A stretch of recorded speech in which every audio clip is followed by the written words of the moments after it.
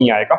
हाँ, अब fifth point सुन लो, mechanism. इसको पता है क्वेश्चन कैसे आएगा? Indian mechanism, sorry Indian monsoonal mechanism, मतलब मैकेनिज्म का मतलब होता है क्या सिस्टम है, अगर इंडिया में मॉनसून अगर आता है तो उसका क्या सिस्टम है, कहां कहां इंपैक्ट डालता है। तो मैंने आपको अच्छे से ये 5 पॉइंट्स को समझा दिए हैं, ठीक है। पांचों पॉइंट बता देता हूं। विंटर्स के अंदर जो विंड्स है ना बेटा, वो नॉर्थ ईस्ट, अब देखो यहाँ पर वही पे विंटर्स के अंदर नॉर्थ ईस्ट वाली जो विंड्स है बेटा, वो वापस आती है, जिसको आप नॉर्थ ईस्ट मॉनसूनल विंड्स बोलते हो, जिसको आप रिट्रीटिंग मॉनसून बोलते हो। अब आपको चीजें ब्रेन में अच्छे से घूम रही होंगी, अब आप चीजों को समझ भी रहे होंगे, और समझने के साथ साथ अब मैप पे एकदम अच्छे से लोकेट भी कर सकते हो, ठीक है। थोड़ा आराम से वीडियो को देखना, अगर ना समझ आए थोड़ा पीछे जाओ, रिवर्स करो, उसके बाद फिर देखो, शायद वो आपके दिमाग में स्ट्राइक कर जाए। ओके,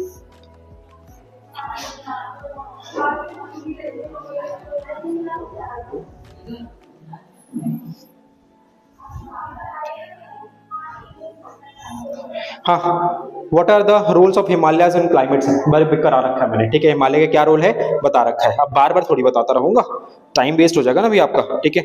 ये वाला क्वेश्चन देखो जरा, give two difference between the maritime and continent, नहीं आएगा, ठीक है, बट स्टिल आपको पता होना चाहिए। मैरीटाइम का क्लाइमेट का मतलब क्या होता है बेटा? मैरीटाइम का मतलब होता है सी के पास वाली जगह, ठीक है। और मैंने आज आपको अच्छे से बताया लैंड ब्रीज और सी ब्रीज, है ना, लैंड ब्रीज सी ब्रीज कैसे काम करती है। तो जो सी के आसपास का रीजन है वॉरियर्स, ठीक है, उसी को हम मैरीटाइम क्लाइमेट बोलते हैं, ठीक है। और मैरीटाइम क्लाइमेट का मतलब जो रीजन इस सी के पास में है, वहां पर ज्यादा टेम्परेचर में फ्लक्चुएशन मिलेगी नहीं, ना ज्यादा हाई रहेगा ना ज्यादा लो रहेगा, ठीक है। और हम वही देखते हैं कॉन्टिनेंटल क्लाइमेट। कॉन्टिनेंटल क्लाइमेट का मतलब है वो रीजन जो इस सी से बहुत ज्यादा दूर हो, तो वहां पर टेम्परेचर या तो बहुत ज्यादा हाई रहेगा और बहुत ज्यादा लो रहेगा। कोई दिक्कत? एक एग्जांपल देखो, मैरीटाइम क्लाइमेट मतलब कि मुंबई वाला, ठीक है, और कॉन्टिनेंटल क्लाइमेट देखो दिल्ली वाला। दिल्ली में गर्मी पड़ती है तो बहुत भयंकर गर्मी पड़ती है, और सर्दी पड़ती है तो भयंकर गर्मी सर्दी पड़ती है। बट मुंबई में देखो जेठालाल को हाफ शर्ट है, मस्त बिंदास करता हुआ जाएगा, ठीक है। इसका मतलब वहां पर ना ज्यादा सर्दी पड़ती है ना ज्यादा वहां पर गर्मी पड़ती है।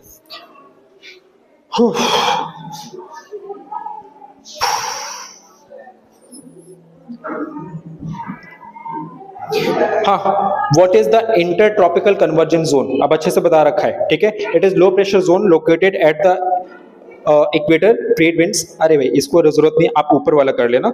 और what are the burst of monsoon, types of cyclones, types of cyclones वैसे नहीं आएगा, नो इश्यू, ठीक है। बट स्टिल मैंने आपको साइक्लोन अच्छे से बता दिया था कि किस तरह से यूरोप के अंदर साइक्लोन आता है, जिसको हम वेस्टर्न डिस्टर्बेंस बोलते हैं, और वही साइक्लोन जो है वो इंडिया में एंटर कर जाता है, जिसकी वजह से सर्दियों में इंडिया में बारिश आती है, जैसे कि हिमाचल प्रदेश, पंजाब, हरियाणा, दिल्ली, इन जगहों पे बहुत तगड़ी बारिश आ जाती है, ठीक है, सर्दियों के टाइम पे। और बहुत सारे लोगों की फसलें भी खराब हो जाती हैं। अगर आप अपने पेरेंट्स से पूछोगे ना तो वो आपको बताएंगे किस तरह से कितनी फसलें बर्बाद हो जाती हैं सर्दियों में, जो अचानक से रेनफॉल आ जाती है। इस बार इस सीजन में रेनफॉल नहीं आई है बेटा सर्दियों के अंदर, ठीक है, क्योंकि क्लाइमेट में चेंजेस मिल रहे हैं।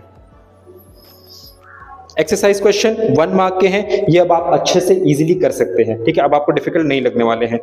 रिट्रेटिंग मॉनसून, ये सारी डेफिनेशन है बेटा, एक बार पढ़ लेना, दैट्स इट, ताकि आपके ब्रेन में घुस जाए। रेन शैडो रीजन देखो मैंने अच्छे से बताया, वही यहाँ पर है मेंशन, ठीक है।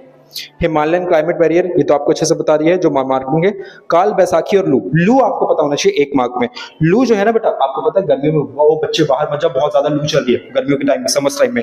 इट मींस लू जो है ना बेटा, वो very hot, dry, dusty winds होती है। डस्टी विंड्स मतलब, और हॉट एंड ड्राई तो पता ही आपको, ठीक है। डस्टी विंड्स अपने साथ बहुत ज्यादा धूल, गंदा और डस्ट पकड़ के लाती हैं, ठीक है, और वो ड्राई होती हैं और बहुत ज्यादा हॉट होती हैं। Winds that blows over the north west plains, it means जो नॉर्थ इंडिया का जो नॉर्थ वाला पार्ट है बेटा प्लेन का, यहां पर लू चला करती है। कौन से विंड्स? लू चला करती है, जिसको हम बोलते हैं लोकल विंड। लोकल क्यों बोलते हैं? क्योंकि पर्टिकुलर लोकेलिटी में चल रही है, इसीलिए हम इसको लोकल विंड्स बोलते हैं। ओरोग्राफिक रेनफॉल, भाई आजा सीधा, ओरोग्राफिक रेनफॉल करा रखा है मैंने अब आपको, ठीक है, अच्छे से समझ आ गया है। और नॉर्थ ईस्ट मॉनसून सब अच्छे से बता दिया, क्लाइमेट, वेदर सब करा दिया भाई। मैकेनिज्म ऑफ मॉनसून, ये मैकेनिज्म ऑफ मॉनसून आप इसको भी देख सकते हो, ये छोटा सा है, और नीचे अगर जाओगे थर्ड लास्ट पेजेस पे, तो वहां पर थोड़े पॉइंट्स में लिखे हुए हैं, वहां ज्यादा इजी है, यहाँ पर भी इजी है, बट यहाँ पर थोड़ा लेस एक्सप्लेन है, वहां पर ज्यादा एक्सप्लेन है। ठीक है, अब देखो आपके पास ना चुनिंदा क्वेश्चन है, अब चैप्टर आपको ना ऑलमोस्ट समझ आ गया है, आगे बैठना है तो बैठ जाओ बेटा, चेयर चाहिए, हाँ लीजिए प्लीज, कोई बात नहीं। और वेदर क्लाइमेट सब हो गया, आ जाओ चले जाओ, कोई बात नहीं। हाँ ये वाला बच्चे 5 मिनट के अंदर भाग रहे थे ना बेटा, वो उनके क्वेश्चंस कुछ ये वाले छूटे थे। ठीक है, मैं क्वेश्चन पढ़ता हूँ, देखो ये वाले क्वेश्चंस हैं, यहाँ पर आना, ये रंग बिरंगे तुमको क्वेश्चंस दिखेंगे, दिस वन जूम कर देता हूँ, ये वाले अपने नोट्स में ओपन करो। Which part of India does receive rainfall during the south west monsoon season?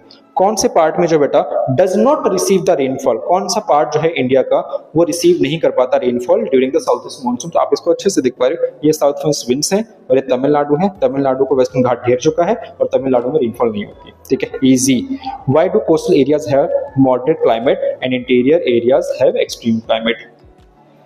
Coastal region के पास मॉडरेट क्लाइमेट क्यों होता है? आपको अच्छे से पता है, ये कोस्टल रीजन के पास मॉडरेट क्लाइमेट क्यों होता है, अब आपको अच्छे से पता है। और इंटीरियर में बहुत ज्यादा एक्सट्रीम क्लाइमेट, मतलब हायर गर्मी और बहुत ज्यादा गर्मी और बहुत ज्यादा ठंडी क्यों पड़ती है, अब आपको अच्छे से पता है।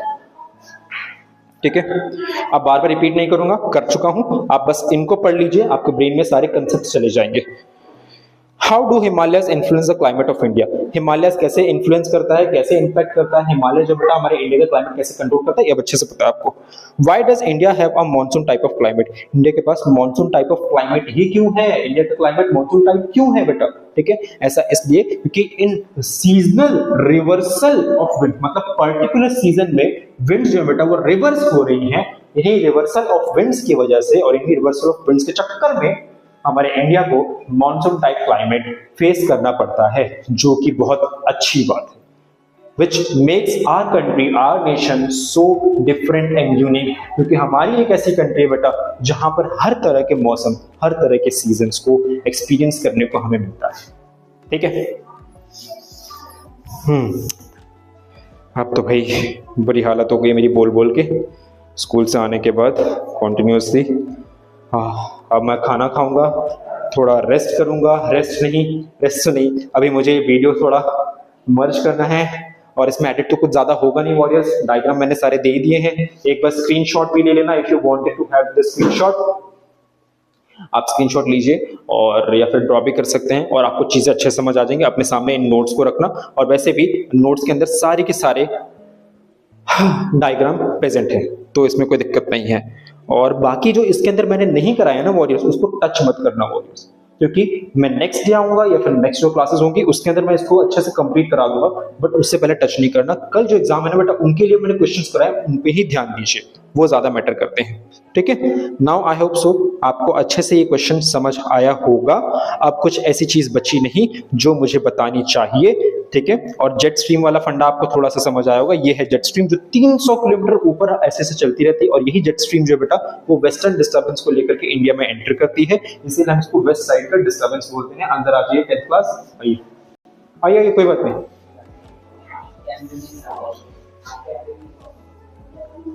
ओके, ITCZ देखो, इसका डेफिनेशन नहीं आएगा, बट हाँ आपको पता होना चाहिए ITCZ क्या है। यहाँ पर मेंशन ITCZ अच्छे से, और अगर आप ITCZ को और अच्छे से समझना चाहते हैं तो यहाँ पर मैंने छोटा सा लिंक दे रखा है वीडियो का। आज टाइम नहीं था इसलिए मैं ITCZ को बहुत अच्छे से एक्सप्लेन नहीं कर पाया, बट सिर्फ यहाँ पर छोटा सा लिंक दे रखा है, आप क्लिक कर सकते हो, लिंक ओपन करिए और एक वीडियो को देख लीजिए। बस वो कुछ सेकेंड्स के लिए होगी और उसमें ना ITCZ आपको मूव करता दिखेगा, और मैंने स्कूल में अच्छे से बता रखा है कि ITCZ बेसिकली क्या होता है। कि ITCZ जो बेटा वो ये देखो जुलाई में नॉर्दर्न हेमिस्फीयर शिफ्ट होता है और जो जनवरी होता है वो सदर्न हेमिस्फीयर में शिफ्ट हो जाता है ITCZ। और ITCZ बेसिकली होता क्या है, इंटर ट्रॉपिकल कन्वर्जेंस जोन। और ITCZ एक इंटेंस लो प्रेशर वाली बेल्ट होती है, मतलब कि इसी बेल्ट के ऊपर, ये दिखती नहीं है हमें, ठीक है, बस फील होती है कि यहाँ पर सन की रेस इतनी तगड़ी पड़ रही होती है कि यहाँ पर बहुत ज्यादा लो प्रेशर क्रिएट होता है, और जहां पर लो प्रेशर क्रिएट होगा वहीं पर जो हाई प्रेशर वाली विंड्स है, मतलब जो ठंडी हवाएं हैं, वो भाग करके यहाँ पर आती हैं और यहाँ पर क्लाउड फॉर्म करते हैं, यहाँ पर बारिश होती है। ठीक है, इसी रीजन को हम ITCZ बोलते हैं। ये मैप मैंने अच्छे से करा दिया भाई, हाई रेनफॉल कहाँ होता है और लोएस्ट रेनफॉल कहाँ होती है, अच्छे से पता है। ये नॉर्थ ईस्ट मानसून है, ये साउथ वेस्ट मानसून है। ठीक है, अब अच्छे से पता है आपको। या यहाँ पर मैंने आपको बताया था कि किस तरह से जो साउथ ईस्ट मानसून है वो दो ब्रांचेस में डिवाइड होता है, एक बे ऑफ बंगाल में डिवाइड हो जाता है और दूसरा अरेबियन सी के अंदर डिवाइड हो जाता है। ओके, और यस, लैंड ब्रीज और सी ब्रीज, इसका फंडा मैंने अच्छे से समझा रखा है आपको, लैंड ब्रीज और सी ब्रीज का, तो घबराना मत। Land breeze sea breeze basically ये मैरीटाइम क्लाइमेट को कंट्रोल करते हैं। मैरीटाइम क्लाइमेट मतलब कि ये जो सी शोर वाले रीजन है यहीं पर ये सारे के सारे क्लाइमेटिक कंडीशन चलते हैं और यहाँ पर इसकी वजह से क्लाइमेट बैलेंस रहता है। Okay, so warriors, meet you in the next video. Till then, bye bye. हालत बहुत बुरी है, वीडियो एडिट करनी है और आप लोगों को देनी है। एग्जाम अच्छा करना, ऑल द वेरी बेस्ट।